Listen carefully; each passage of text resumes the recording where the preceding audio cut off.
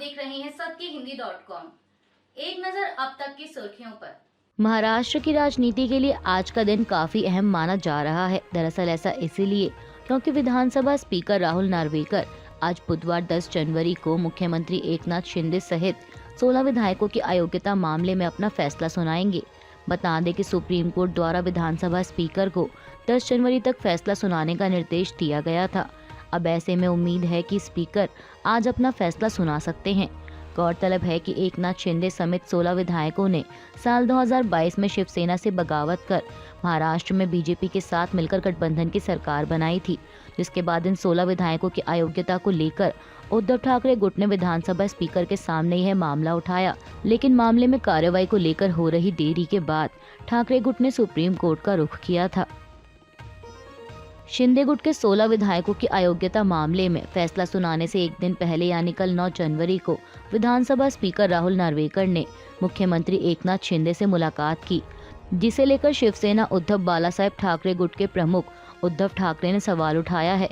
उन्होंने मातोश्री पर एक प्रेस कॉन्फ्रेंस के दौरान कहा कि अगर न्यायाधीश ही आरोपी से मिलेंगे तो उनसे क्या ही उम्मीद कर सकते हैं। ठाकरे ने कहा कि नार्वेकर की शिंदे से मुलाकात एक न्यायाधीश की अपराधी से मुलाकात की तरह है। ऐसे में हम किस तरह के न्याय की उम्मीद करें? नार्वेकर का फैसला ही अब तय करेगा कि देश में लोकतंत्र है या नहीं। फैसले के बाद साफ हो जाएगा कि क्या दोनों नेता मिलकर लोकतंत्र की हत्या करेंगे या नहीं। वहीं एनसीपी प्रमुख शरद पवार ने भी इस मुलाकात को लेकर कहा कि जब किसी मामले की सुनवाई कर रहा कोई व्यक्ति उस व्यक्ति से मिलता है जिसके खिलाफ सुनवाई हो रही है तो संदेह पैदा होता है। हिट एंड रन कानून के विरोध में कल मंगलवार दोपहर को पंजाब के तेल टैंकर चालक फिर हड़ताल पर चले गए हैं। अमर उजाला की एक रिपोर्ट के मुताबिक टैंकर चालक सतनाम सिंह और गुरप्रीत सिंह का कहना है कि पिछले दिनों 3 दिन की हड़ताल की थी।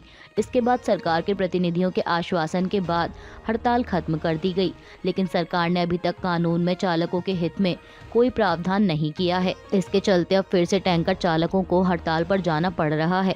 वहीं जिले के पेट्रोलियम डीलर्स एसोसिएशन के अध्यक्ष विनोद बंसल का कहना है कि तेल टैंकर चालकों के हड़ताल पर जाने से आज बुधवार से पेट्रोल पंपों पर फिर से संकट आ सकता है।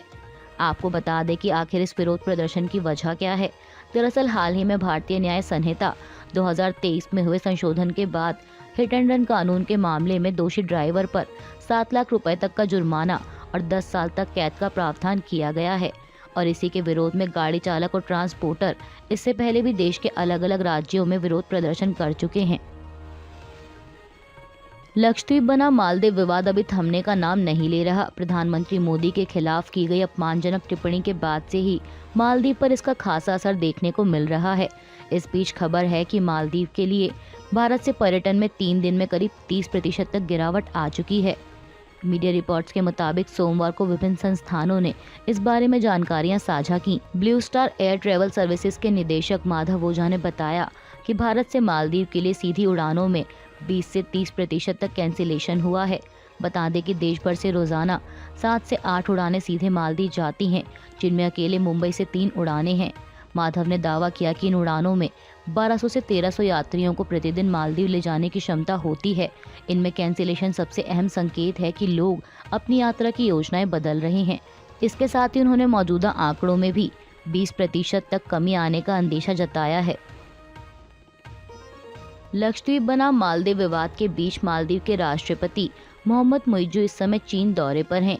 चीन की अपनी 5 दिवसीय राजकीय यात्रा के दूसरे दिन उन्होंने कल मंगलवार को चीन से अपील की कि चीन अपने देश में से ज्यादा पर्यटक भेजने के प्रयास को तेज करे। बता दें कि मालदीव के राष्ट्रपति का यह बयान ऐसे समय पर आया है जब पीएम मोदी के खिलाफ मालदीव के मंत्रियों की अपमानजनक टिप्पणियों को लेकर भारतीय पर्यटकों की ओर से लगातार रिजर्वेशन कैंसिल किए जा रहे हैं।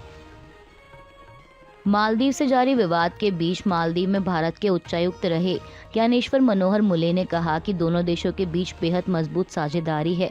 समाचार एजेंसी एएनआई से बातचीत के दौरान उन्होंने कहा कि साल 1965 में जब मालदीव को स्वतंत्रता मिली तब से लेकर अब तक द्विपक्षीय रिश्तों में उतार चढ़ाव रहे हैं और नए शासन के बावजूद भी मुझे लगता है कि एक मजबूत साझेदारी है।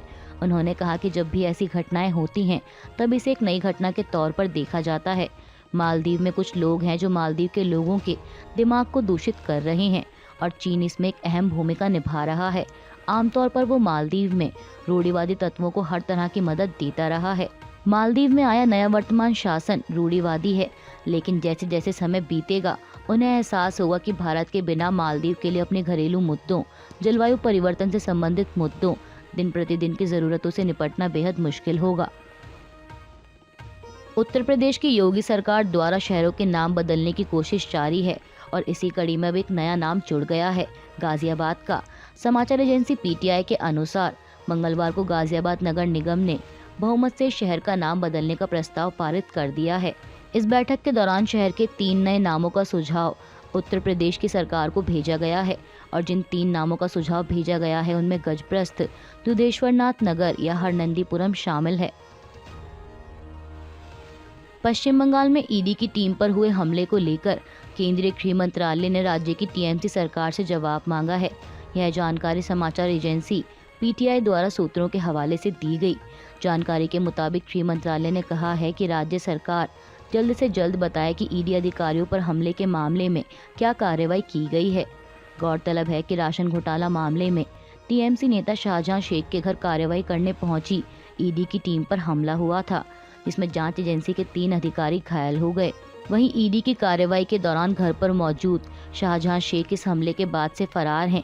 टीएमसी नेता के खिलाफ लुकआउट नोटिस भी जारी किया गया है। गणतंत्र दिवस की परेड में कर्नाटक की झांकी शामिल न किए जाने पर मुख्यमंत्री सिद्धरमैया ने केंद्र की मोदी सरकार पर निशाना साधा है। सिद्धरमैया ने कहा कि केंद्र सरकार ने कर्नाटक की झांकी को परेड में शामिल न करके राज्य के 7 करोड़ लोगों का अपमान किया है। पिछले साल भी कर्नाटक की झांकी को शुरू में अस्वीकार कर दिया गया था, लेकिन बाद में राज्य विधानसभा के चुनाव को ध्यान में रखते हुए इजाजत दे दी गई और इस बार केंद्र सरकार ने कर्नाटक को अपमान करने की अपनी प्रवृत्ति को फिर से जारी रखा है, क्योंकि कर्नाटक में अब कांग्रेस की सरकार है। मुख्यमंत्री ने आगे बताया कि झांकी के विभिन्न प्रस्ताव भेजे गए थे, लेकिन सभी को खारिज कर दिया गया। उन्होंने कहा कि केंद्र सरकार लगातार राजनीतिक बदले की भावना के तहत कर्नाटक के लोगों पर हमला कर रही है और ये दुर्भाग्य है कि कर्नाटक बीजेपी के सांसद इस अन्याय के खिलाफ सवाल नहीं उठा रहे। ये लोग पीएम मोदी की कठपुतली बन गए हैं। इजराइल हमास में 3 महीने से जारी युद्ध के बीच अब लेबनान सीमा पर भी तनाव बढ़ गया है। मीडिया रिपोर्ट्स के मुताबिक इजरायली हमले में 3 हिजबुल्ला कमांडरों की मौत हो गई। यह तीनों दक्षिणी लेबनान के नबातिया क्षेत्र में कार में थे। इसी दौरान हुए मिसाइल हमले में तीनों की मौके पर ही मौत हो गई। हालांकि इजराइल ने इस पर अब तक कोई टिप्पणी नहीं की है। वहीं हिजबुल्ला ने भी कल मंगलवार को रॉकेट और ड्रोन से उत्तरी इजराइल पर हमला किया। ड्रोन ने सफेद शहर में स्थित इजरायली सेना के उत्तरी कमान मुख्यालय पर हमला किया। बता दें कि 7 अक्टूबर को शुरू हुए इस युद्ध में अब तक 24,000 लोगों की जान जा चुकी है। ब्रिटेन में सऊदी अरब के राजदूत प्रिंस खालिद ने इजराइल हमास में जारी युद्ध को लेकर पश्चिमी देशों की निंदा की है। बीबीसी की एक रिपोर्ट के मुताबिक उन्होंने कहा कि पश्चिम को इजराइल के साथ उसी तरह व्यवहार करना चाहिए जैसा कि वो दूसरों के साथ करता है। राजदूत ने कहा कि इजराइल जिस तरह से आज कर रहा है, अगर उस तरह से किसी और ने किया होता तो पूरा अंतर्राष्ट्रीय समुदाय उससे खुद को काट लेता। आपने लोगों को प्रतिबंधों के बारे में बात करते सुना होगा। आपने इस तरह की और चीजें भी देखी होंगी, लेकिन मैं कोई उचित व्यवहार नहीं देख रहा हूँ। इजराइल को लेकर आंखें मूंदना असली समस्या है, क्योंकि यह शांति के लिए सच में आंख मूंदने जैसा है। वहीं जब उनसे यह पूछा गया कि क्या भविष्य में फिलिस्तीनी क्षेत्रों में सऊदी अरब अहम भूमिका निभा सकता है, इस पर उन्होंने कहा कि बिना युद्ध विराम के इसकी योजना संभव नहीं है। असम के स्पेशल टास्क फोर्स और करीमगंज पुलिस को कल मंगलवार को एक बड़ी कामयाबी हाथ लगी है। दोनों ने मिलकर राज्य के पूर्वी क्षेत्र में 100 करोड़ रुपए तक के ड्रग्स को कब्जे में लिया है। असम पुलिस के डीआईजीपी ने बताया कि संयुक्त अभियान में 5.1 किलो हेरोइन, 64,000 याबा टैबलेट को बरामद किया गया है, जिसकी कुल कीमत 100 करोड़ रुपए है। उन्होंने बताया कि वो बीते 2 महीने से इस पर काम कर रहे थे और आखिरकार आज इसमें कामयाबी मिली है। मीडिया रिपोर्ट्स के मुताबिक कब्जे में ली गई खेप मिजोरम के चंपई जिले से भारत के अलग अलग हिस्से में जानी थी और इसे असम से होकर जाना था। वहीं राज्य के मुख्यमंत्री हेमंत बिस्वा शर्मा ने एक्स पर मामले की जानकारी देते हुए असम पुलिस और करीमगंज पुलिस की तारीफ की और बताया कि इस अभियान में 4 लोगों को गिरफ्तार किया गया है।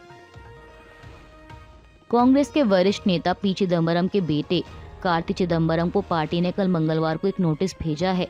दरअसल उन्होंने प्रधानमंत्री नरेंद्र मोदी और कांग्रेस के पूर्व अध्यक्ष राहुल गांधी की लोकप्रियता को लेकर तुलना की थी। अब इसी सिलसिले में उन्हें यह नोटिस भेजा गया है। समाचार एजेंसी ANI ने सूत्रों के हवाले से बताया कि तमिलनाडु कांग्रेस अनुशासनात्मक समिति के अध्यक्ष KR रामास्वामी ने कार्ति चिदम्बरम को कारण बताओ नोटिस भेजा है। मीडिया रिपोर्ट्स के मुताबिक कार्ति चिदम्बरम ने हाल ही में एक टीवी इंटरव्यू के दौरान कहा था कि PM मोदी कांग्रेस नेता राहुल गांधी से ज्यादा लोकप्रिय हैं। उन्होंने इस दौरान इलेक्ट्रॉनिक वोटिंग मशीन यानी EVM का भी समर्थन किया था। अयोध्या में 22 जनवरी को होने जा रहे राम मंदिर प्राण प्रतिष्ठा के भव्य समारोह को देखते हुए उत्तर प्रदेश में शिक्षण संस्थाओं में अवकाश घोषित करने के निर्देश दिए गए हैं। इसके अलावा प्रदेश की योगी सरकार ने 22 जनवरी को यूपी में मदिरा आदि की दुकानें भी बंद रखे जाने का आदेश दिया है। स्टॉक मार्केट आज बुधवार 10 जनवरी को नेगेटिव नोट पर खुली है, जहां निफ्टी 21,500 के पास ट्रेड कर रहा है तो वहीं सेंसेक्स 71,400 के नीचे फिसल गया है। बता दें कि इससे पहले सोमवार को सेंसेक्स 30 अंक गिरकर 71,386 पर बंद हुआ था। बात करें बैंक निफ्टी की तो बैंक निफ्टी 47,200 के लेवल पर ट्रेड कर रहा है। अभी के लिए बस इतना ही। बाकी की खबरों के लिए जुड़े रहिए सत्य हिंदी.com के साथ।